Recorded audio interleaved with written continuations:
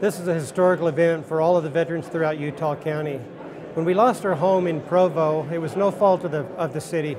It was the fault that we were trying to cram 3 full business facilities and activities into one building.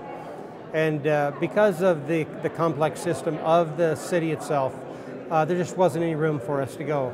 So we actually just asked the county if they would come and help us, and they actually picked up the slack for us. Once we heard that they had a need, we wanted to help, and it was fabulous. The 3 commissioners don't always agree on things. We're friends and we get along great, but we don't always agree. But boy, we agreed on this one that fast. And so it wasn't a lot of research to do. We knew these organizations, we knew them, and know them and trust them, and so it was a pretty easy process. This is a historical event for all veterans, not only for Provo, but for Utah County, because now we can extend our services. We have a place that we can actually store our documents and hang our documents and let the community be able to see them.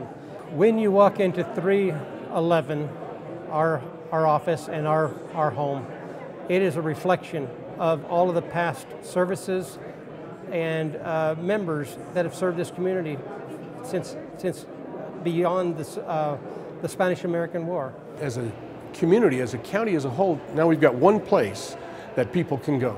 They've consolidated and they've got a one-stop shop, and there are lots of veterans programs that are not being taken advantage of in this county. We're below national average on a lot of things, and this will make access to those services a lot easier. We're going to toot that horn. We're going to publicize it well that they're here and make sure that everybody has access. And then we're going to do whatever needs to be done. They not only have the office, they've got a conference room, they've got storage, whatever they need, we're going to help them do. And we've got 19,000 veterans in this county, 19,000 people who have served us directly, not just indirectly, but directly, and their families.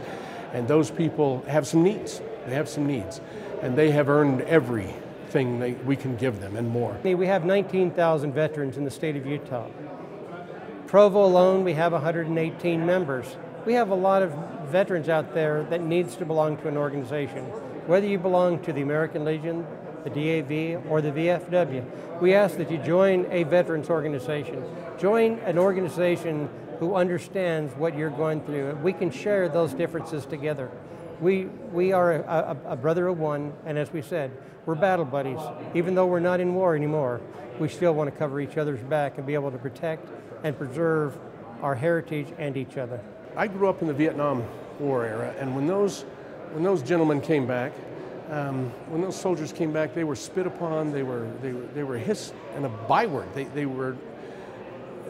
And yet they were heroes. And now, as you walk through the airports and you see the veterans and people saying thank you, it warms my heart and puts chills up my back.